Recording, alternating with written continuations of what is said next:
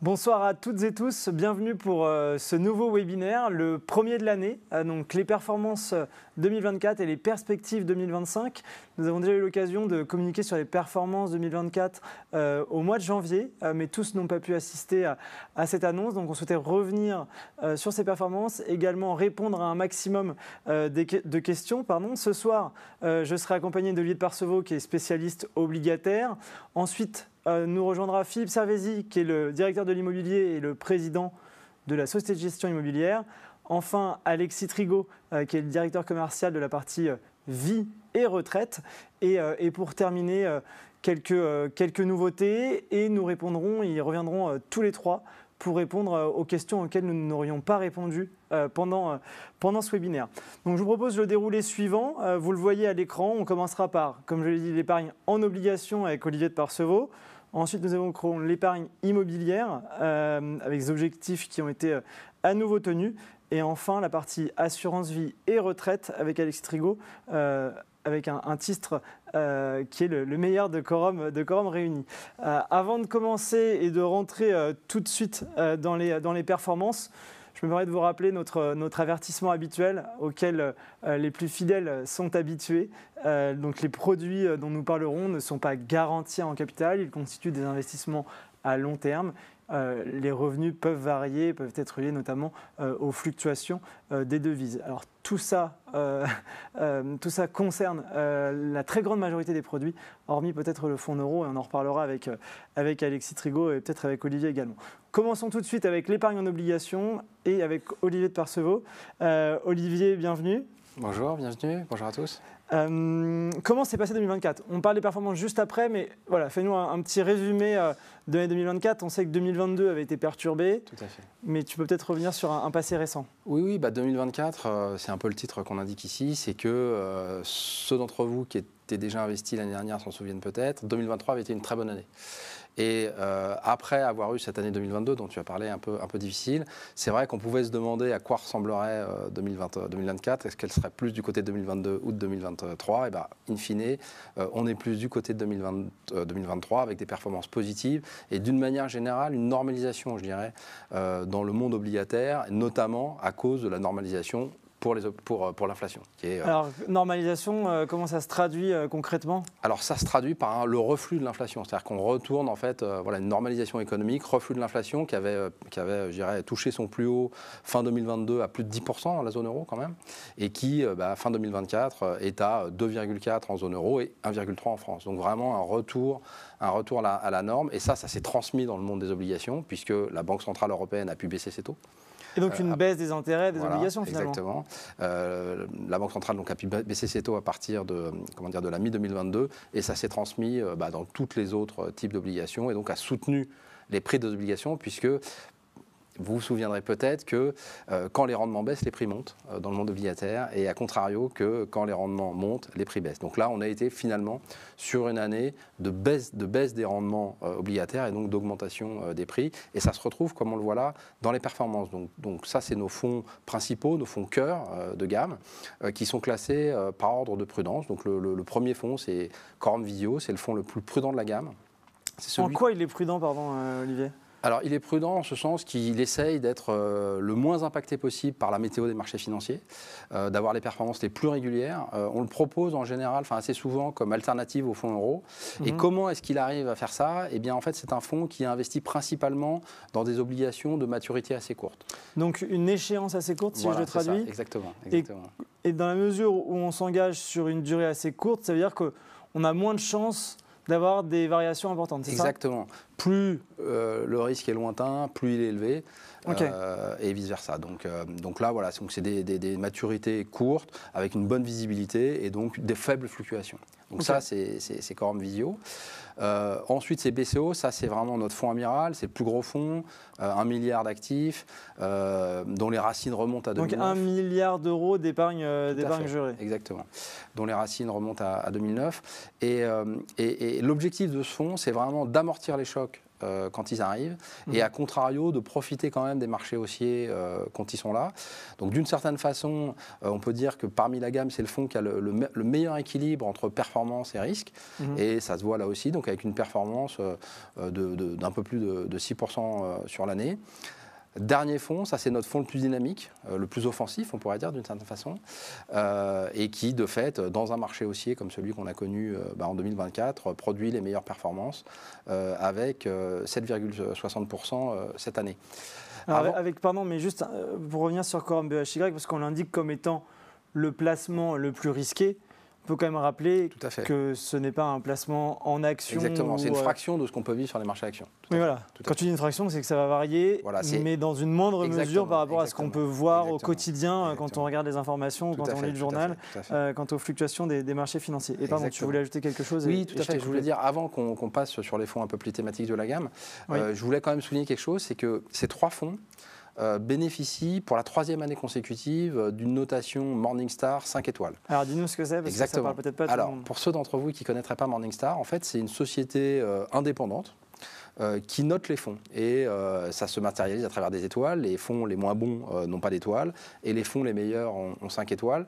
Donc là, d'avoir, c'est vrai, les trois fonds cœur de la gamme, 5 étoiles, donc la meilleure possible, 3 ans d'affilée, ça dit quand même quelque chose sur la qualité de ce qu'on propose. Donc c'est un peu comme une agence de notation quand on entend la note de la dette française, par exemple. Voilà. Sauf que ce n'est pas des AAA, c'est des étoiles. Ok, voilà. Très bien. Merci pour ces précisions, Olivier. Donc 2 autres fonds dans la gamme. Plus thématique. Il y a notre fonds ESG, donc sur la durabilité, labellisé ISR, donc investissement socialement responsable. Alors ce fonds, comme il investit principalement dans des entreprises qui sont leaders dans les thématiques de durabilité. Donc mécaniquement, il a un univers d'investissement qui est un peu moins large, donc il a normalement des performances qui sont un peu moins bonnes, mais qui, cette année encore, sont tout à fait honorables, avec donc 6,41 sur l'année. Et l'autre fonds, c'est le fonds que peut-être certains d'entre vous connaissent déjà, dans lequel vous êtes investi, mais qu'on a fermé à la commercialisation récemment. C'est le fonds CBE, Quorum Butler Entreprises. C'est un fonds qu'on a ouvert en fait en décembre 2022, à un moment où l'opportunité sur le marché obligataire du rendement, qui est celui sur lequel on évolue, a été de notre point de vue la meilleure depuis près de 10 ans.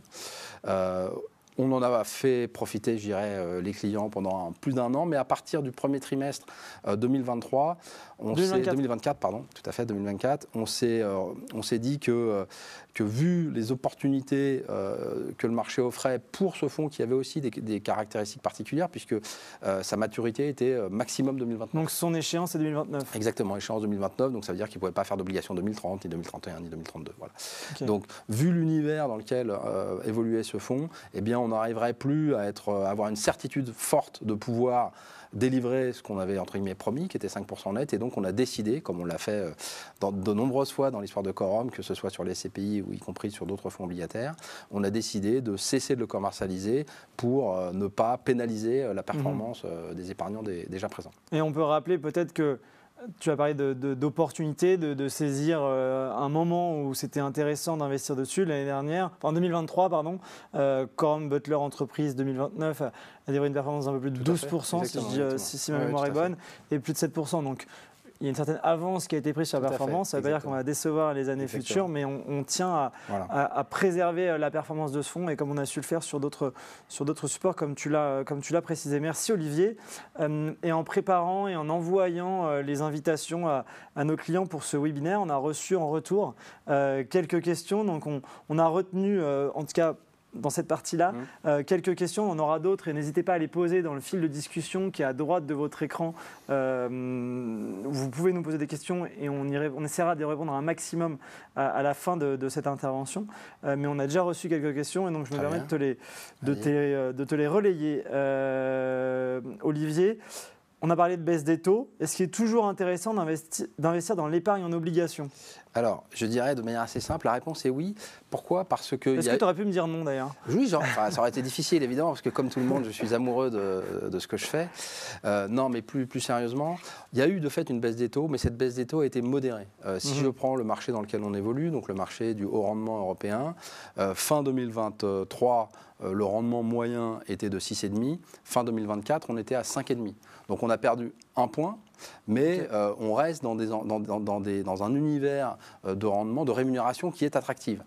Donc évidemment, c'est un tout petit peu moins bien maintenant qu'il y a 1 an, mais on reste dans la même gamme et on reste assez solidement sur des performances qui peuvent, des performances futures qui peuvent intéresser, qui peuvent être attractives pour les épargnants. Ce que tu es en train de nous dire, c'est qu'on n'est plus du tout dans le contexte qu'on a connu, exactement, on va dire, avant 2022 et à partir des années 2014, je crois. C'est exactement ça. C'est-à-dire, oui, c'est-à-dire qu'il y a eu une baisse des taux, mais modérée, et on n'est pas revenu à ce qu'on a connu de 2014 à 2022, c'est-à-dire des taux extrêmement faibles.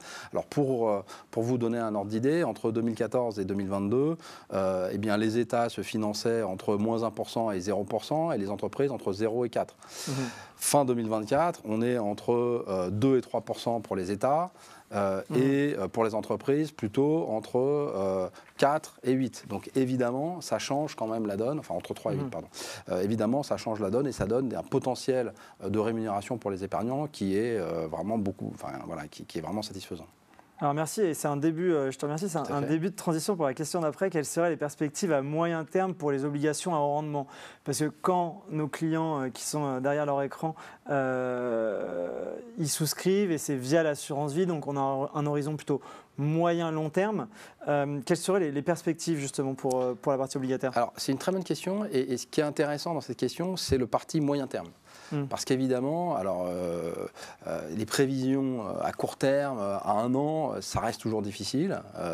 Mais ce qui est sûr, c'est que sur un produit financier comme les obligations à rendement, eh bien, plus on allonge je dirais, le délai d'investissement, plus en fait on a de certitude sur ce à quoi on peut s'attendre. Alors, pour répondre de manière plus claire, comme je l'ai indiqué, on est actuellement dans un univers de rémunération de l'ordre de 5,5. Donc ce qu'on a fait, c'est de regarder au cours des 20 dernières années, avec un horizon à 5 ans, quelles avaient été les perspectives de performance annualisée pour ce marché quand il se situait entre 5 et 6. Pour donner un ordre d'idée à ce à quoi on pourrait s'attendre. Et en fait, ce qu'on a trouvé, c'est que la moyenne est à 5,9, le plus bas est à 4 et le meilleur est à 7,5. Okay. Donc en fait, quelque part, ça ancre un peu ce que je disais tout à l'heure, c'est-à-dire que quand on rentre dans un marché avec ce type de rémunération à l'instant T, eh bien, 5 ans plus tard, toute chose étant, on a de grandes chances quand même de retrouver des performances qui sont attractives. Donc ce que tu es en train de nous dire, c'est que compte tenu des niveaux de rendement actuels, on ne devrait pas se retrouver dans une situation comme 2016, 2017, 2018 par exemple, où on avait des taux qui étaient extrêmement bas. Exactement, et donc et surtout en fait c'est encore plus simple que ça. C'est que si vous investissez dans un marché avec un rendement de 2, eh ben, ça va être difficile, 5 ans après, d'avoir des espoirs de gain de 5. Il va falloir qu'il se passe des choses quand même assez originales. C'est possible, mais voilà, c'est compliqué. Quand vous rentrez à 5,5, il peut se passer plein de choses, il va se passer plein de choses. Il est certain que dans les 5 prochaines années, il va se passer plein de choses auxquelles on n'aura pas pensé. Il n'y a qu'à regarder ce qui s'est passé au cours des 5 précédentes. Bon. Mais en revanche, puisque vous rentrez avec déjà un coussin assez fort de rémunération, eh bien, tous ces risques vont être, je dirais, avalés avec le temps par cette rémunération qui est donnée année après année par les obligations que vous avez achetées. Voilà. Ok. Merci Olivier. Encore une question, et ce n'est pas la dernière, qui est revenue assez régulièrement. Pourquoi ne pas privilégier les obligations d'entreprise très solides, voire celles proposées par les États? Donc ce sont celles qui sont les mieux notées et qui ne sont pas sélectionnées aujourd'hui par toi et les équipes Quorum. Tout à fait. Alors c'est une bonne question, et c'est vrai que assez souvent dans la presse, je dois dire. On entend que le marché du rendement, c'est un marché compliqué, difficile, risqué, et que peut-être que les épargnants feraient mieux d'aller sur le marché des emprunts d'État ou sur le marché des entreprises très solides, type investment grade. Alors nous, c'est pas ce qu'on croit. Donc investment grade, c'est celles qui sont les mieux notées et les moins risquées. Donc. Tout à fait, tout à fait. Nous, c'est pas ce qu'on croit, et pour là aussi mettre un peu de substance autour de ça, on a regardé au cours des 20 dernières années quels avaient été les rendements, toujours à 5 ans, c'est pareil, les rendements annualisés, les performances plutôt à 5 ans, pour chacune de ces catégories, et ce sur 20 ans. Eh bien, ce qu'on a trouvé, c'est que 9 fois sur 10, c'est le marché du rendement qui bat les 2 autres marchés. Donc en réalité, c'est uniquement si vous vous trouvez à la veille d'une récession importante que, en effet, mieux vaut peut-être investir dans des obligations d'État ou des obligations d'entreprise de très bonne qualité, plutôt que dans notre marché, tout simplement parce que, pareil, vous partez avec une rémunération qui est bien supérieure. Donc je mentionnais tout à l'heure la moyenne à 5,5, ça c'est pour le rendement. Les États, on est en dessous de 3, et les entreprises de, entre guillemets, très bonne qualité, qu'on appelle investment grade dans notre jargon, on est aux alentours de 3,5, 3,75. 3,75. Donc c'est sûr que pour que les écarts de rémunération soient gommés par des crises et par des risques, il faut qu'il se passe beaucoup de choses. Et donc, pardon, mais ça me permet de faire le parallèle un petit peu avec l'immobilier, où finalement ces rendements élevés ont protégé la SCPI, et Philippe en reparlera tout à l'heure. Là, des rendements élevés vont aussi avoir la même vertu. Exactement. Merci Olivier. Une dernière question pour cette partie, et tu reviendras après. Comment choisir entre vos 4 placements et à quels besoins répondent-ils?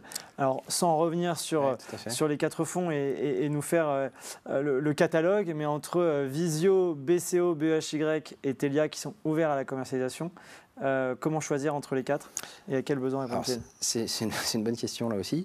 Ce que je dirais, c'est que ça dépend vraiment de ce que souhaitent les épargnants et du niveau de risque qu'ils sont prêts à accepter. Alors, premier point, comme tu l'as dit, on est de toute façon dans tous ces produits dans des niveaux de risque assez faibles. Dans l'échelle des risques AMF, on est tous à 2. Donc AMF, c'est l'autorité des marchés financiers, exactement. Et l'échelle, elle va de 1 à 7. C'est ça, exactement. Donc à 2, on est vraiment que dans des produits avec un faible profil de risque. Bon, mais une fois qu'on a dit ça, dans ce faible profil de risque, on a aussi, nous, une gamme, et chacun de ces produits vise quelque chose de particulier. Bon. Donc, je l'ai dit, le fonds défensif, le fonds intermédiaire, le fonds offensif et le fonds SG. Le point positif, c'est que dans tous ces fonds sont très bons dans leur catégorie. Donc, si vous voulez vraiment privilégier la sécurité, mieux vaut en effet investir dans Visio. Si vous êtes plutôt au contraire à vouloir chercher le rendement, faut aller dans BHY. Et si vous voulez un peu des deux, c'est BCO et Telia, c'est à contrario si vous voulez, comme on dit, donner du sens à votre épargne, c'est-à-dire investir dans des fonds avec un label investissement socialement responsable. Et toi, personnellement? Alors moi, en fait, comme c'est vrai que j'ai plutôt une vision assez constructive de ce qui peut se passer dans notre environnement d'investissement, je privilégierais à l'instant T le fonds le plus offensif, c'est-à-dire le fonds BHY. Mais c'est vrai que pour des gens qui ont peut-être un peu moins mécaniquement de connaissances du marché que moi, c'est vrai que le fonds BCO a quand même ce mérite d'offrir ce couple performance-risque qui est quand même assez exceptionnel. Voilà, c'est ça que je dirais. Très bien, merci Olivier.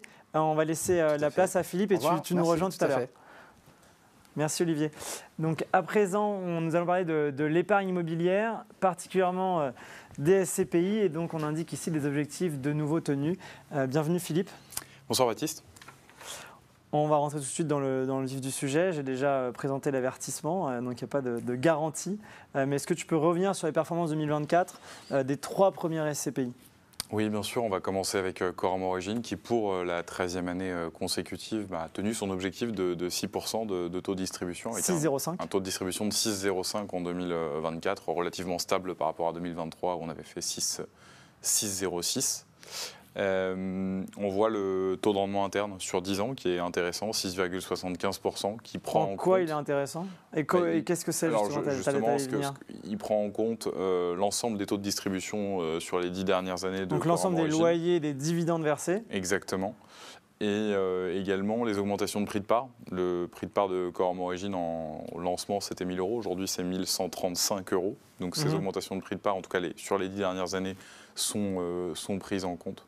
Et c'est ce qui nous donne ce taux de rendement interne de 6,75%. Ok.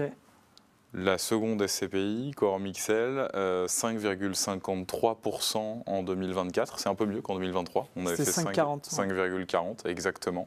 On a bénéficié de certaines ventes, aussi d'une appréciation de la livre, mais on va y revenir. En revanche, on voit ce chiffre de taux de rendement interne qui est un peu plus faible. Pourquoi ? En fait, réglementairement, on a le droit de communiquer uniquement sur des taux de rendement interne de 5 ans et de 10 ans. Okay. Si on avait affiché le taux de rendement interne depuis le lancement, donc sur 7 ans, on serait à 5,73%. Okay. Pourquoi ? Parce qu'en fait, on prend entre 2020 et 2024 les 5 dernières années, donc on perd dans le calcul du TRI 7 ans les années 2018-2019, qui étaient de très bonnes années pour Corum XL, avec des taux de distribution de plus de 6% et de 7% respectivement, et une augmentation de prix de part en 2018. Exactement. Donc c'est ce qui explique cela. Ceci étant dit, on reste sur notre objectif de 10% sur 10 ans, et vous nous jugerez en 2028. On espère évidemment que ce taux de rendement interne va augmenter. Il faut savoir qu'il est très dépendant d'un élément, c'est notamment les ventes et les cessions. On a commencé à en faire sur Corum XL en 2024, mais c'était sur des volumes assez faibles, et on espère en faire encore plus. Quand tu dis des volumes, c'est des petits montants. Exactement. Et on des petits montants. Il y a quand même eu 2 distributions. Il y a eu 2 belles distributions, mais on n'est pas sur des volumes à 100 millions, 150 millions. Ça devrait augmenter au fur et à mesure, et on espère en faire à nouveau en 2025. Okay. En profitant notamment de l'augmentation de la livre, qui est assez importante, puisqu'elle est au-dessus de 1,19 à l'euro 11 par. Ok. Et on sait qu'on a plus de quasiment 50% du patrimoine au Royaume-Uni. Tout à fait. Ok. Et la dernière, même si ce n'est pas la toute dernière, mais la troisième. Alors, c'est pas du tout volontaire, mais vous le voyez, le taux de distribution est exactement le même que Corum XL, 5,53%. Ce n'est pas une erreur. On est aussi relativement stable avec l'année 2023. On a fait 5,67%. On voit un taux de rendement interne qui est intéressant, là encore, 6,36%. Corum Orion, elle a pile 5 ans. Donc là, toutes les années sont prises en compte, et notamment la première année de Corum Orion, qui est l'année 2020, où le taux de distribution était 10,40%. Donc comme elle bénéficie encore de cette année dans le calcul du taux de rendement interne et des augmentations de prix de part qui ont été nombreuses sur Corum Orion, qui a déjà augmenté son prix de part de plus de 7%, forcément, ce taux de rendement interne, il est assez intéressant. Merci Philippe. Est-ce qu'on peut regarder sur un temps un peu plus long ? Parce que c'est intéressant, on a vu les performances 2024, mais regardons sur un temps plus long, parce qu'un épargnant, quand il va investir dans les SCPI, on lui recommande un horizon de 8 à 10 ans, et on sait que la durée de détention moyenne, elle est de l'ordre de 20 ans. Donc c'est important de regarder ce que cela peut donner sur un temps plus long. Là, on voit l'historique de Corum Origin, qui a non seulement toujours tenu son objectif de 6% depuis le lancement en 2012, mais qui a également augmenté son prix de part. On le voit, c'est ce qui est en blanc donc, sur la diapositive, et on voit qu'il y a eu de belles augmentations de prix de part, ce qui fait qu'un épargnant qui a rejoint Corum Origin en 2012, il a non seulement touché 6% pendant 13 ans, voire parfois beaucoup plus, puisqu'on voit qu'il y a eu des années à plus de 7%, et il a bénéficié d'un prix de part qui est passé de 1 000 € à 1 135 €, donc une augmentation de 13,5%. Donc on voit que c'est plutôt sur un horizon long, et en effet un placement assez intéressant. Et ça devrait se poursuivre, puisqu'on a beaucoup de bonnes nouvelles qui devraient arriver prochainement sur Corum Origin. Et ce qu'on peut peut-être souligner aussi, c'est que, et tu l'as dit notamment en prenant l'exemple de Corum Orion, qui l'année de son lancement a distribué 10,4%. Ensuite, on était entre 5,5% et 6%, et elle a aussi beaucoup grandi. Mais Corum Origin, quelle est sa taille aujourd'hui ? Parce que ça aussi, c'est un critère à Origin aujourd'hui, c'est une capitalisation de plus de 3 milliards. Donc c'est 3 milliards d'euros, c'est la valeur des immeubles à l'intérieur de Corum Origin. Tout à fait. Donc c'est effectivement une SCPI qui atteint une certaine taille critique. Ce qui est intéressant, puisque si on se rappelle ce que c'est que l'objectif d'une SCPI, c'est de permettre à des épargnants d'acheter des immeubles sans avoir les inconvénients, on va dire, de l'immobilier en direct, et surtout de diluer en fait le risque en mutualisant. C'est-à-dire que plus vous avez d'immeubles, plus vous avez de locataires, plus vous êtes exposé à un certain nombre de pays, de régions. Plus il y en a un qui a un problème, alors ça peut être une typologie d'immeuble, ça peut être un pays, peu importe, un locataire, moins vous allez le ressentir, puisque vous avez tellement de loyers différents qui proviennent de sources différentes que le risque est dilué. C'est tout l'intérêt d'une SCPI qui atteint une taille critique comme ces 3 milliards pour Corum Origin. Ok, merci Philippe. Une question qui revient, alors qu'on a eu beaucoup en 2023, un petit peu moins récemment, c'est sur les valeurs de patrimoine, puisqu'il y a eu quelques annonces fracassante, si je puis me permettre, oui, de certains confrères. Qu'en est-il pour nos 130 000 épargnants et pour les 3 SCPI dont on vient de parler? Bon, on voit que les nouvelles sont plutôt bonnes, avec des augmentations des valeurs de patrimoine, donc des valeurs d'expertise, entre 2,25 et 2,57% selon nos SCPI, qui s'explique principalement par 2 vecteurs. Le premier, c'est la gestion. La gestion, elle est faite en interne chez Corum. On a des bureaux dans différents pays à l'étranger, ce qui veut dire qu'on a des spécialistes de la gestion dans chacun des pays qui échangent avec nos locataires, qui vont négocier, qui vont rallonger les baux, qui vont vraiment nous permettre de créer de la valeur sur nos immeubles. Et chaque fois que vous allongez la durée d'un bail, que vous renégociez un loyer, évidemment, ça valorise l'immeuble et ça se reflète dans les valeurs d'expertise. Le deuxième élément, c'est que depuis finalement la fin de l'année 2022, donc, qui est vraiment le moment où les taux d'intérêt ont commencé à fortement augmenter et donc les prix de l'immobilier à baisser, eh bien, on a continué chez Corum à collecter. Ça, c'est en grande partie grâce à vous qui nous avez fait confiance. Et en continuant à collecter, ça nous a permis d'acheter dans des conditions de marché très favorables. Et finalement, en fait, depuis ce dernier trimestre 2022, on a investi, tout SCPI confondu, environ 2 milliards d'euros. 2 milliards d'euros, c'est beaucoup, puisqu'aujourd'hui, on a un patrimoine qui est entre 6,5 et 7 milliards. Donc, ça veut dire que c'est plus de 30% de l'ensemble de la capitalisation. Et donc, ça vient aussi protéger la valeur de pouvoir acheter sur des prix assez décotés depuis maintenant environ 2 ans. Et l'objectif pour nous, évidemment, en 2025, ça va être de continuer de profiter de cette fenêtre d'investissement favorable, sachant que, vous l'avez probablement noté, les taux d'intérêt ont commencé à rebaisser, même si on est encore très loin des taux avant 2022, ce qui veut dire que cette fenêtre d'investissement positive, elle pourrait se terminer en fait en 2025. Donc à nous d'en profiter encore au maximum. Ok. Néanmoins, alors effectivement, tu parles d'un certain nombre d'investissements, donc des immeubles achetés avec des rendements plus élevés parce que les prix avaient baissé. Néanmoins, les rendements, on voit qu'ils sont stables. Alors, eux, ils n'ont pas forcément augmenté autant que les rendements à l'acquisition. Non, tu as raison pour différents sujets. Alors, les rendements à l'acquisition ont fortement augmenté. On voit sur Corum Origine, on a atteint plus de 9% sur les 2 dernières années. Sur Corum XL, cette année, on se rapproche des 8%. Donc, c'est vraiment des rendements à l'acquisition. Donc ça, c'est les loyers payés par le locataire au moment où tes équipes achètent l'immeuble. Tout à fait. Et la raison pour laquelle ça se reflète pas forcément dans les performances, même si on voit que les performances, elles sont quand même largement au-delà des objectifs, je le rappelle. C'est notamment que le chargement des SCPI, notamment les coûts de financement, puisqu'il y a un peu de dette sur les SCPI, ils ont augmenté aussi avec les taux d'intérêt. Okay. Et forcément, quand on augmente le coût de financement et les taux d'intérêt, ça se reflète dans les charges de la SCPI. La bonne nouvelle, c'est qu'avec la baisse des taux d'intérêt qui s'est matérialisée fin 2024, début 2025, eh bien, on devrait avoir effectivement des charges de la SCPI qui baissent et donc des rendements en hausse. Ok, merci Philippe. Nous avons évoqué les performances, les taux de rendement interne.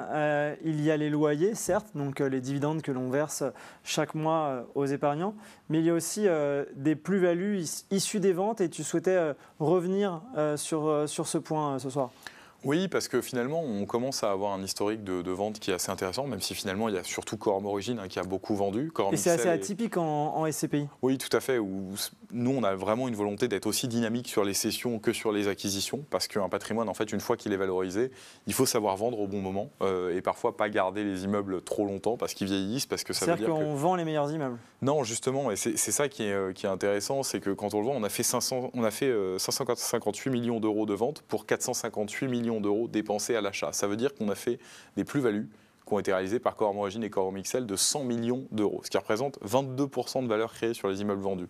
On pourrait se dire, c'est facile, ils vendent un peu les bijoux de famille, les plus beaux immeubles.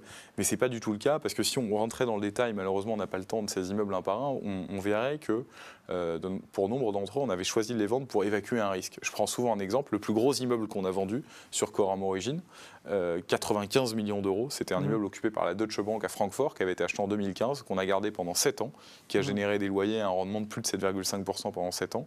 On l'avait acheté avec un bail de 10 ans, on l'a vendu quand il restait 2 ans de bail, parce qu'on pensait, à juste titre, que la Deutsche Bank allait partir.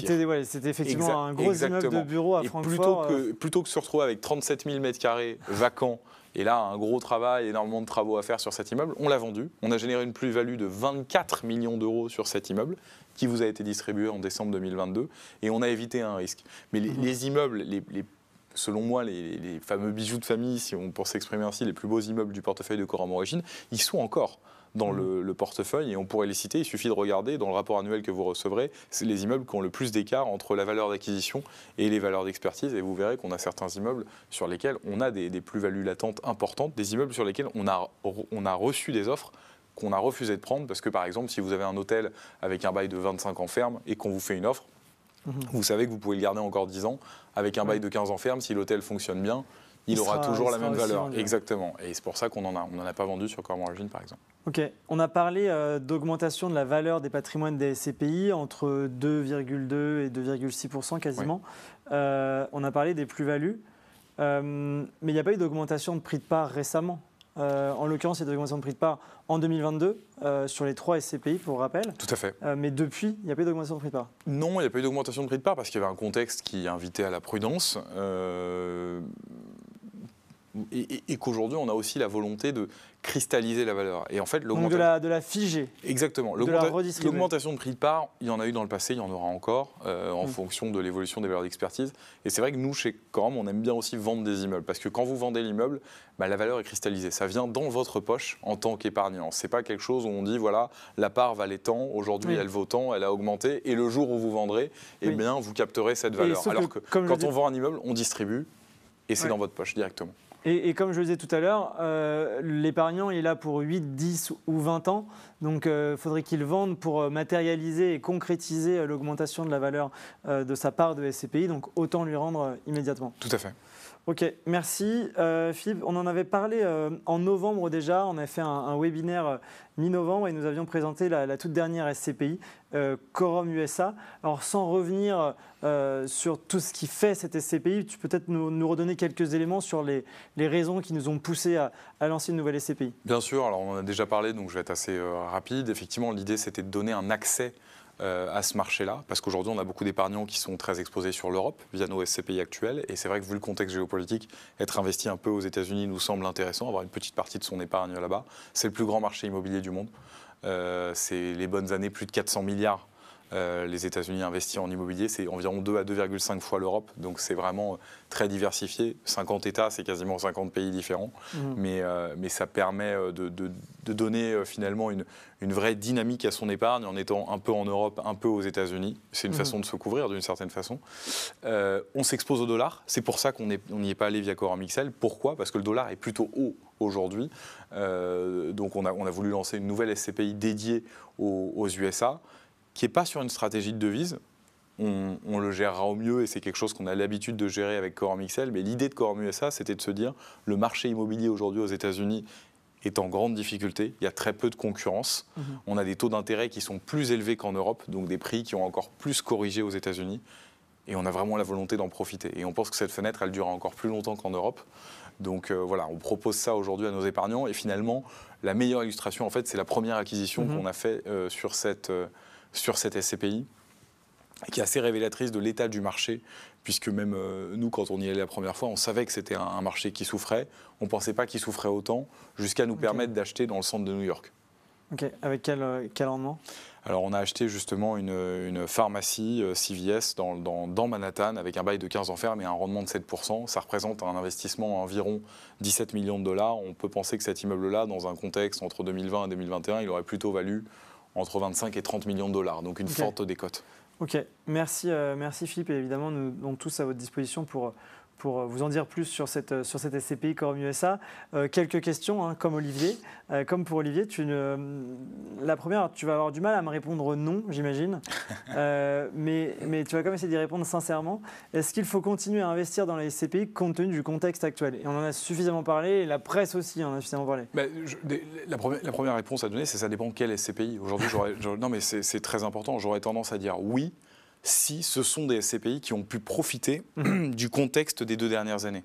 C'est-à-dire que chez Coram, on n'a jamais considéré que la collecte était un bon indicateur jusqu'en 2022. On avait même tendance à la limiter parce qu'on trouvait que la plupart des pays européens étaient trop chers en immobilier. Depuis 2 ans, il y a vraiment de bonnes affaires à faire, il y a beaucoup moins de concurrence. Donc investir dans des SCPI qui collectent dans le contexte actuel et qui peuvent saisir ces opportunités-là depuis 2 ans, oui, je pense que c'est un bon, voire un très bon calcul. Ok. Merci Philippe. Une autre question. Des centaines d'entreprises licencient à travers l'Europe. Et c'est lié au contexte une nouvelle fois. Quels impacts prévoyez-vous sur la location de bureaux et sur leur rendement? Alors, déjà, première des choses, quand on parle souvent du marché de bureaux depuis le Covid, on parle du télétravail. La première des choses à dire, c'est peut-être que la grosse tendance depuis un an, c'est qu'il y a énormément d'entreprises qui reviennent au bureau. Et notamment les entreprises, les géants de la tech comme Google ou Amazon, qui avaient mis tout le monde en télétravail et qui ont été les premiers à remettre les gens au bureau. On les connaît bien parce que ce sont nos locataires. Et c'est une tendance de fond qui va s'accentuer, puisqu'on voit même que le marché de l'emploi souffre et que les employeurs sont en train de resserrer la vis en remettant les gens au bureau. Donc nous, nos bureaux à travers l'Europe, ils ont plutôt tendance à se... ils étaient occupés, mais ils sont de plus en plus occupés. Ensuite, l'impact, effectivement, on va avoir une vague de procédures collectives qui est due à la crise actuelle. Mais ça, j'ai envie de dire, ça dépend de la typologie des locataires de chacun. Si on regarde nos locataires, nous, on l'a souvent dit déjà pendant le Covid, on a une équipe dédiée à l'analyse des locataires et à leur capacité à payer le loyer aujourd'hui, mais aussi dans 10 ans s'ils ont un bail de 10 ans. Donc, si les gérants ont bien fait leur travail et qu'on a des entreprises solides comme locataires, ça ne devrait pas poser de problème. L'Oréal ou Louis Vuitton, Google ne vont pas faire faillite demain. En revanche, si on a parfois fait des choix un peu différents, qu'on a des plus petites entreprises qui peuvent être peut-être sur des activités un peu plus cycliques, il y aura forcément un impact. Et là, il faudra effectivement retrouver un locataire si l'entreprise est en difficulté. Mais ce qui est très intéressant avec cette question, c'est qu'elle met en exergue quelque chose qui est vraiment important. Il va y avoir une vague de probablement redressement judiciaire pour beaucoup d'entreprises et l'immobilier en souffrira forcément. Et ça donnera une idée de comment les gérants finalement ont appréhendé ce risque de crédit au cours des dernières années. Donc ce risque de crédit, c'est un risque de solidité du locataire. Du locataire, absolument. Crédit, sa capacité à payer le loyer compte tenu de ses résultats. Sur le long terme. Ok. Une autre question, Philippe. La vente d'immeubles entraîne des dividendes exceptionnels qui ne sont pas réinvestis puisqu'ils sont versés aux épargnants. Sauf erreur, cela entraîne une baisse des loyers perçus pour un nombre identique de parts. Cela ne risque-t-il pas de mécaniquement faire baisser le montant des dividendes? Alors en fait, quand on vend un immeuble, on vous reverse la plus-value. Mais par contre, la valeur comptable qu'on a, nous, d'achat de l'immeuble, elle revient dans la SCPI. Je vais donner un exemple mathématique le plus simple possible. Si j'ai acheté un immeuble 10 millions d'euros, que je le revends 15 millions d'euros, vous allez percevoir la plus-value. Par contre, les 10 millions d'euros avec lesquels on avait acheté l'immeuble, ils reviennent dans la SCPI. Oui, mais ils ne génèrent plus de loyer. Sauf qu'on va les réinvestir. Et ça, c'est notre travail, justement, d'anticiper une vente pour tout de suite réinvestir le plus vite possible ce montant. Si possible, pourquoi pas, au vu du contexte actuel, sur un rendement encore supérieur. Et si on travaille bien, on pourrait même générer plus de loyers qu'avant. Mais ça, c'est le travail du gérant. Mais c'est à nous d'être raisonnable quand on fait une vente et d'anticiper en ayant un immeuble qu'on achète dans les jours ou les semaines qui suivent. Ok, merci Philippe. Et une dernière question, et tu reviendras encore une fois à la fin pour la session questions-réponses. Pourquoi un faible objectif de rendement pour Quorum USA alors que tu l'as dit, le marché était plein d'opportunités et quelles sont les perspectives pour cette SCPI? Alors, je rappelle que l'objectif il est de 4,5%. Je prends souvent l'exemple de Quorum Orion qui a le même objectif et qui, sa première année, a fait 10,40%. Pourquoi est-ce que sur Quorum USA, on a été prudent? Oui. Si la question c'est est-ce qu'on peut faire plus que ce 4,5%? Oui, très clairement. Pourquoi est-ce qu'on est prudent? Il y a un vecteur qu'on ne maîtrise pas, c'est le dollar. On n'a pas de boule de cristal, on ne sait pas comment le dollar va évoluer. Chez Quorum, on préfère être prudent et annoncer un objectif de rendement relativement raisonnable, quitte à le battre sensiblement année après année. Mais si jamais il y a une année où le dollar baisse fortement, pour une raison X ou Y, il y a un nouveau président qui va avoir des discussions avec la Fed et avec la Banque fédérale américaine et on verra ce que ça donne, il est possible que ça ait un impact sur les loyers et donc sur le rendement. Et on préfère faire une année qui sera peut-être à 5%, mais qui ne sera pas trop déceptive parce qu'il y a eu une baisse du dollar, plutôt que d'annoncer un rendement à 6 ou 7% et d'avoir une année où on est en dessous. On a l'habitude de toujours tenir nos objectifs. Donc on préfère être raisonnable, surtout quand il y a un paramètre qu'on ne maîtrise pas. Mais pour être très clair, oui, on espère et on pense pouvoir faire beaucoup mieux que ça. Ok, donc le rendez-vous est pris devant près de 1100 participants. C'est assumé. C'est noté. Merci Philippe, tu reviens tout à l'heure. Merci Baptiste. Merci à toi. Et on laisse à présent arriver Alexis Trigot, qui est le directeur commercial de la partie vie et retraite, donc l'assurance vie, le plan épargne retraite. Et avant de rentrer dans le détail des performances, Alexis, bienvenue. Bonsoir Baptiste, bonsoir à tous. Redonne-nous peut-être la genèse de Quorum Life. On rentre ensuite très rapidement dans les performances, mais peut-être que tu nous donnes un peu d'informations. Oui, avec plaisir. C'est vrai que Quorum Life a 5 ans. 5 ans déjà, c'est vrai que ça passe vite. Le point de départ ou la genèse de la création de la compagnie d'assurance vie, c'était de proposer finalement les 2 expertises qui viennent d'être présentées par Olivier et Philippe au sein d'un contrat, mais un contrat pensé différemment, un contrat où on retrouve nos expertises avec une performance qui vous est rendue à vous, épargnants, à 100%. Pourquoi ? Ça peut paraître un peu technique, mais on a un contrat qui n'a pas de frais de gestion, c'est-à-dire une enveloppe assurance vie qui est finalement proposée à vous, qui vous est proposée sans frais de gestion. Généralement, quand vous avez un contrat assurance vie, vous avez des frais sur l'épargne qui est gérée, mais aussi sur l'enveloppe assurance vie. Nous, on n'en a pas. Qui coûte en moyenne combien ? 0,7, 0,8%. Donc tous les ans, c'est de la performance en moins pour l'épargne. C'est pour ça qu'on dit que la performance, elle vous est rendue à 100% grâce au contrat Quorum Life. C'était de penser aussi à un contrat très simple dans sa construction, dans sa composition, pour donner soit mieux compréhensible, finalement. De la lisibilité, de la simplicité. Et on va en parler juste après, mais surtout pour voir et pour savoir comment la performance du contrat se décompose et comment, année après année, cette épargne, votre épargne est rémunérée. Alors, rappelons peut-être, avant de présenter les performances, on va présenter la performance des profils. Oui. Donc, ce sont des choses que nous avons construites avec une allocation bien déterminée, mais qu'il est possible de le faire soi-même si on le souhaite, ou on a une forte conviction sur un des produits dont Olivier a parlé tout à l'heure, ou une des SCPI dont Philippe a parlé. Mais on a aussi réalisé des profils, parce que finalement, le champ des possibles est limité et c'est volontaire, comme tu l'as dit. Qu'est-ce que ça donne ? C'est vrai, oui, on a des formules et ces formules, elles aident aussi les épargnants, vous, épargnants, à décider finalement vers quel secteur vous avez envie de diriger votre épargne. La première formule, c'est Quorum Life Entreprise. Comme son nom l'indique, elle est plutôt dirigée avec des obligations. Il y a 75% de cette formule qui est composée d'obligations, donc la partie d'Olivier, présentée précédemment, et 25% d'immobilier. Là, c'est plutôt pour les épargnants qui recherchent à avoir de la visibilité dans leur épargne, parce que cette visibilité, elle est offerte avec les obligations, et finalement aussi contribuer, Olivier en a parlé, au développement des entreprises de notre quotidien, parce que c'est finalement ce que va composer les fonds obligataires. Et donc cette formule, Quorum Life Entreprise, l'année dernière, elle a une performance de 6,6%. Donc c'est une performance qui est tout à fait satisfaisante. On parlera après d'une période un peu plus longue, mais 2024, pour Quorum Life Entreprise, c'est la formule qui a été la plus performante des 3. Okay. On a ensuite la formule qui s'appelle Quorum Life IMO. Alors là, sans grand secret, il y a une majorité d'immobilier. Tu as parlé un peu de contraintes tout à l'heure. Notre contrat d'assurance vie, notre PER ou nos contrats de capitalisation, ils ont quand même des limites. La limite, c'est 55% maximum de SCPI. Cette formule répond à la limite de 55% d'immobilier, mais il y a quand même une dominante immobilière. Et cette dominante immobilière, elle est complétée avec des obligations. Ça, c'est plutôt pour répondre aux besoins des épargnants qui souhaitent avoir toute l'expertise immobilière. Philippe en a parlé longuement.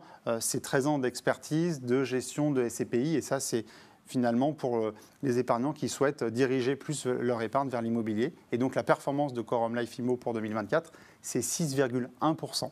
Donc, à nouveau, une performance très bonne. Et donc, là, tirée par l'immobilier et complétée par les fonds obligataires.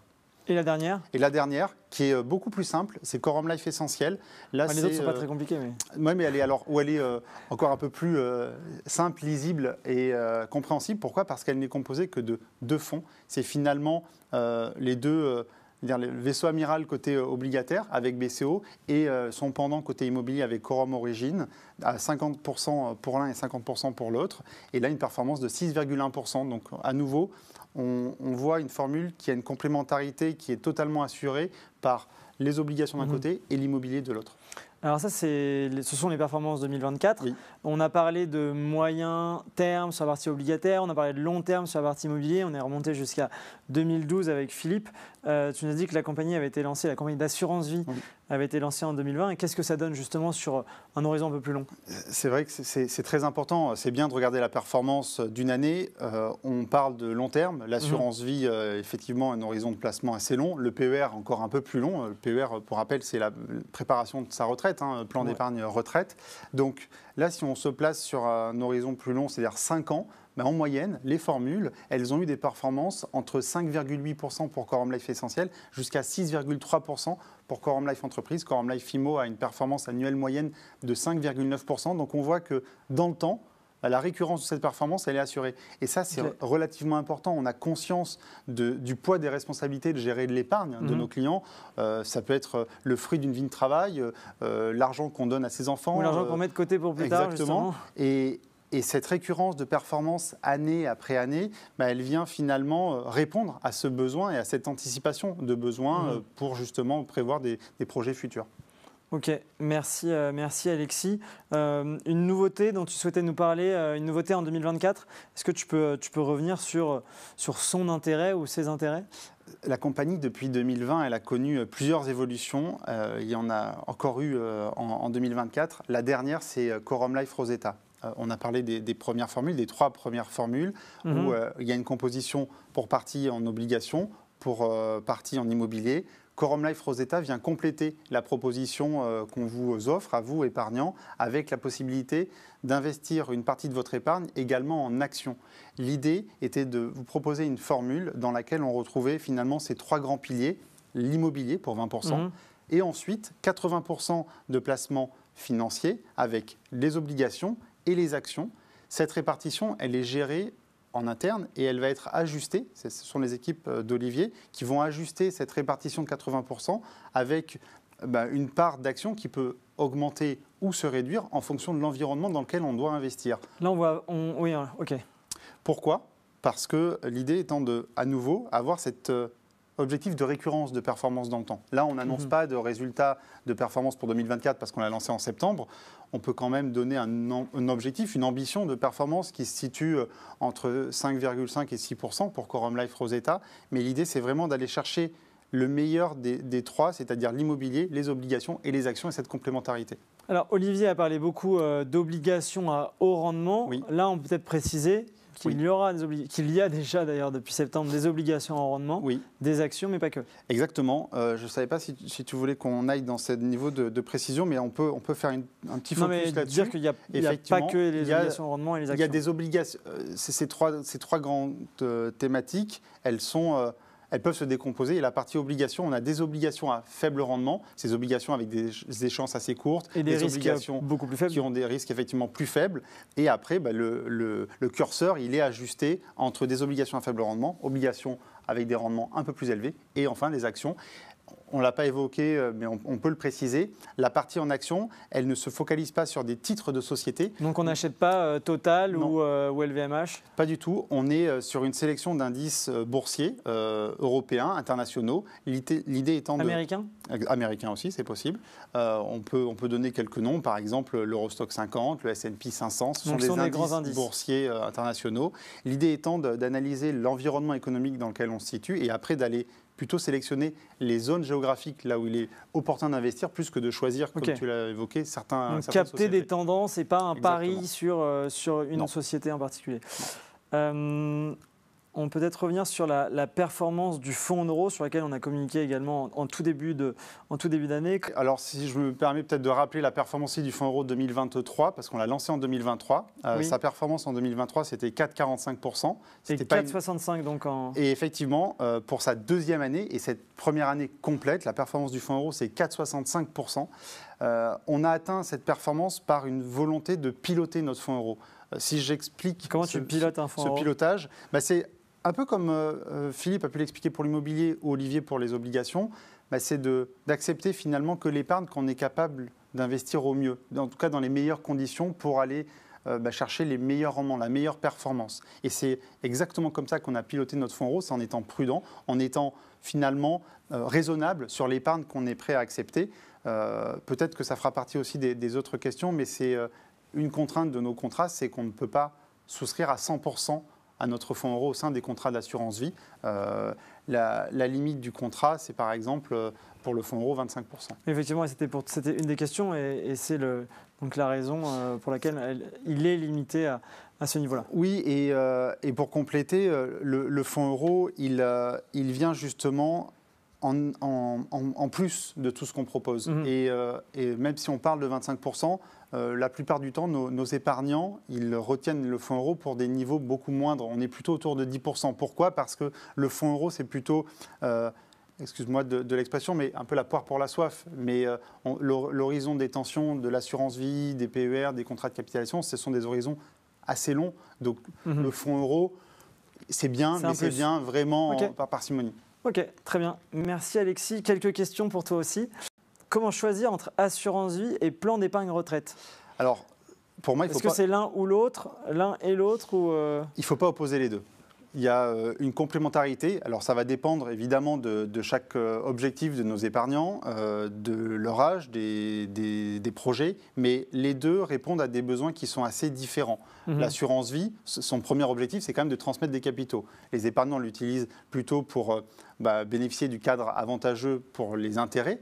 En revanche, le PER, c'est son horizon plutôt de retraite. Donc, les deux n'ayant pas la même temporalité, associer l'assurance vie et le PER peut avoir beaucoup de sens. Ok, merci. Et pourquoi avoir lancé la formule Quorum Life Rosetta ? Tu l'as peut-être dit. Mais ça vient en complément. Voilà. On a un contrat d'assurance vie dans lequel on a nos SCPI, les fonds obligataires et le fonds euro. Quorum Life Rosetta vient proposer aussi la disponibilité des actions dans cette formule et ça, à nouveau, ça permet de répondre à des objectifs différents de nos épargnants. Et de donc c'est ajouter le troisième pilier qu'on peut avoir en gestion de patrimoine avec actions, immobilier et obligations. Tout à fait. Ok, merci Alexis, tu restes avec moi pour répondre aux prochaines questions. Et avant de passer à la session questions-réponses, on va essayer de reprendre les questions, en tout cas de répondre à un maximum qui ont été posées dans le fil de discussion. Quelques nouveautés dont on souhaitait vous faire part ce soir, notamment le parrainage boosté. Certains d'entre vous ont peut-être vu passer cette information. Il est boosté pour vos éventuels filleuls jusqu'à la fin du mois de février. Et donc, il est doublé. Alors, ceux qui connaissent, en fonction du montant de la souscription, on passe de 1% à 2% de récompense pour les filleuls et en fonction d'un autre montant, d'un autre seuil, on passe de 1,5 à 3%. Donc vous pouvez en faire profiter vos proches et nos conseillers seront disponibles pour répondre à vos questions et à leurs questions. Une autre nouveauté qui a été lancée en fin d'année, c'est l'application MyQuorum. Je sais qu'elle était attendue par un certain nombre d'entre vous et donc elle est disponible. Donc je vous invite à la télécharger, à vous connecter, à prendre connaissance de ses fonctionnalités. Vous pourrez suivre l'évolution de votre épargne et elle est amenée à évoluer comme les espaces privés auxquels vous pouvez accéder, par exemple. Voilà, je vais maintenant rappeler Olivier et Philippe, Olivier de Percevaux et Philippe Servézy pour répondre à un certain nombre de questions. On va peut-être commencer par toi Alexis puisque tu es déjà là. Une question de Eric L. Bonsoir, Quorum USA sera-t-elle disponible prochainement dans Quorum Life ? Alors c'est vrai qu'on a déjà on a parlé de l'ajout de Quorum Life Rosetta. L'idée effectivement c'est de retrouver l'ensemble des produits du groupe dans la compagnie d'assurance vie. Quorum USA, même si elle connaît un démarrage très satisfaisant, on va encore lui laisser un peu de temps de grandir, d'augmenter la taille de son patrimoine avant de rejoindre les contrats d'assurance vie et le PER et le contrat de capitalisation. Mais évidemment, on a pour ambition d'ajouter Quorum USA au sein des contrats. Ok, merci Alexis. Une question pour toi Philippe de Stéphane R. D'autres épargnants ici présents ont-ils assisté à ce genre de webinaire chez des SCPI concurrentes qui ont plongé ces dernières années ? Tordent-ils les chiffres pour cacher les résultats désastreux ? Alors, je comprends qu'il y ait une méfiance sur le marché parce qu'on a eu effectivement des confrères qui ont eu des difficultés. Non, on ne tord pas les chiffres. Je rappelle que la question c'est est-ce que les équipes Quorum tordent les chiffres ? Oui, c'est ce que je dis, oui. Ah, d'accord, ok. Non, on ne tord pas les chiffres. On n'a pas le droit de le faire. Il faut savoir qu'on est quand même dans un milieu qui est très régulé. Les valeurs d'expertise qu'on vous a présentées, elles sont contrôlées par des experts indépendants chaque année. Et surtout, les dividendes qui vous sont versés mensuellement, ils sont vérifiés par des commissaires aux comptes, là encore indépendants et qui engagent leurs responsabilités.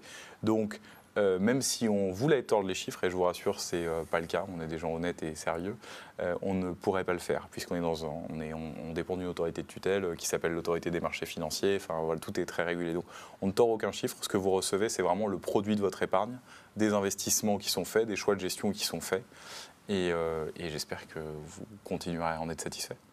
Merci. À présent, une question pour toi Olivier, de Catherine G. Quelles sont les entreprises que vous financez? Quelles sont les entreprises en portefeuille? Alors c'est une très bonne question parce que ça me permet de parler un peu plus de ce marché qui est peu connu. Comme on l'a dit, c'est pas les entreprises les plus solides, donc c'est pas les entreprises du CAC 40 par exemple, mais par contre c'est des entreprises que la plupart de vous probablement connaissez. Il y a la Fnac, l'Oxfam, Picard, Burger King, Kiloutou. Il y a eu Renault également. Renault, exactement. Voilà, il y a toujours Renault. Il y a aussi SPI, Rexel. Enfin, vraiment, toutes les entreprises, je dirais, au-dessus d'une taille un peu inférieure à LVMH, on va dire, et qui se trouvent voilà, un peu dans de très grandes entreprises, mais pas des méga entreprises, pourront se retrouver dans notre marché et donc offrant des titres sur lesquels on investira. Ok, merci. Une autre question alors pour Olivier et Alexis. LNP, vous êtes spécialiste en immobilier et en obligations. Qu'en est-il sur la partie action qu'on vient ajouter avec Rosetta? Alors, disons qu'en effet, on n'est pas des spécialistes du marché action. En revanche, Quorum, le groupe Quorum au sens large, je dirais, a vraiment une stratégie depuis toujours qui commence par la compréhension du marché dans lequel on va investir et d'essayer de comprendre les grands cycles économiques, où est-ce qu'il faut être au bon endroit, enfin l'opportunisme dont Philippe a souvent parlé.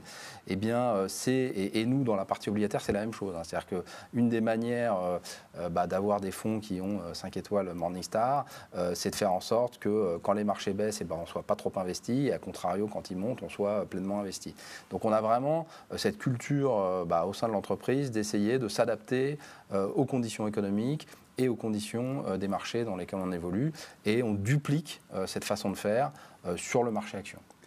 C'est peut-être pour ça qu'on se focalise sur la sélection des indices internationaux. Exactement. Plus que de sociétés. Tout à fait. Ok, merci à tous les deux. Philippe, une nouvelle question pour toi. Est-ce que la mauvaise aventure de la maison Praemia, qui fut leader des SCPI, pourrait arriver à Quorum Origine et Quorum XL par exemple? Non. Non, pour plusieurs raisons. La première... Et d'ailleurs, pardon, pour donner une partie de la réponse, mais on a un autre participant qui nous demande combien il y a d'investisseurs institutionnels sur Quorum Origine.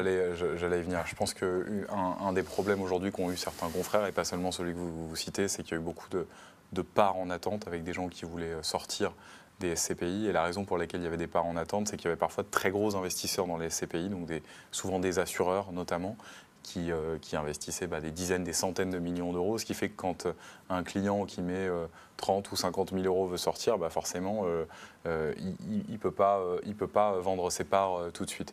Nous, il faut savoir que le ticket moyen dans nos SCPI, aujourd'hui, c'est autour de 25 000 euros. Donc, je parle là sous le contrôle de Baptiste, mais je pense que quand on a un épargnant qui veut sortir, déjà on a très peu de retraits, mais il est payé sous quoi? Il est une semaine? En l'occurrence, on préfère annoncer 2 semaines, voilà, 2 semaines. Donc, un peu comme toi avec les objectifs de performance, donc, et annoncer une éventuelle bonne nouvelle. Il n'y a pas de sujet de liquidité. Ensuite, sur les valorisations de patrimoine, c'est le travail de chaque gérant. Je pense qu'on a démontré sur les 13 dernières années sur Quorum Origine qu'on savait traverser les crises. Je pense qu'on est les seuls d'ailleurs à avoir traversé le Covid et la crise qu'on connaît depuis maintenant 2 ans avec la remontée très rapide des taux d'intérêt sans avoir eu de dégâts. Et ça, je pense que finalement, c'est la meilleure preuve qu'on pouvait donner sur la qualité de notre gestion. Je pense que le plus important quand on investit son épargne, au-delà de regarder évidemment les rendements, on voit qu'il y a des classements, des choses comme ça, c'est d'avoir confiance dans son gérant. Je pense, en tout cas j'espère, que la majorité de nos clients aujourd'hui, ils nous font confiance sur cette gestion parce qu'on a eu des années qui étaient plus difficiles que d'autres. 2020, 2021 n'étaient pas des années faciles avec le Covid pour l'immobilier. 2023 et 2024 n'étaient pas non plus des années difficiles. Et je pense qu'avec les résultats qu'on a montrés, on montre quand même une certaine résilience, capacité à s'adapter. Et au contraire, je suis plutôt très optimiste moi, pour l'avenir parce que j'ai une très bonne visibilité sur ce qui vient. Et dans un marché qui va plutôt dans le bon sens avec la baisse des taux d'intérêt. On est assez optimiste et on a une bonne visibilité. Donc, continuez à nous faire confiance. Merci, merci Philippe. Une question pour toi, Alexis, d'Olivier B. Dans Quorum Life, pourra-t-on avoir la possibilité de percevoir les loyers sur le fonds euro plutôt que d'être réinvesti? On peut rappeler peut-être que quand on souscrit jusqu'à 55% de SCPI dans Quorum Life, on a le même délai de jouissance qu'en direct, avec une souscription en direct, mais ensuite la SCPI va distribuer des loyers mensuels, des loyers potentiels mensuels, et qui vont être réinvestis en parts. Est-ce que ces loyers, ces dividendes, est-ce qu'on peut choisir de les réallouer sur le fonds en euros? Alors, c'est vrai que par défaut, c'est réinvesti parce que l'idée du contrat d'assurance vie, c'est vous proposer cette enveloppe dans laquelle votre épargne va se valoriser, va progresser, va capitaliser, si on peut utiliser un terme un peu technique. Ça, c'est le fonctionnement standard. Il est possible depuis peu de décider d'appréhender les revenus plutôt que de décider qu'ils se réinvestissent dans vos SCPI au sein du contrat. Alors, la question précisée sur le fonds euro, alors ce ne sera pas une possibilité en revanche, parce que je pense que c'est plutôt le souhait, c'est plutôt d'appréhender ces revenus pour éventuellement bénéficier d'un complément de revenus. Donc c'est possible, vous pouvez décider sur option de percevoir les revenus de vos SCPI de votre contrat, finalement par un rachat de ces revenus, plutôt que de les laisser se capitaliser au sein du contrat. Ok, ou de les rediriger effectivement vers Quorum Visio, qui est au sein du contrat d'assurance vie. Ok, merci Alexis. Question pour toi Olivier, de Jacques. Quelle est la disponibilité d'une épargne en obligation? On a parlé de Visio, BCO, BEHY notamment. Elle est très élevée. Elle est très élevée, c'est-à-dire que sur tous nos fonds ont une valorisation quotidienne, sauf un qui est hebdomadaire.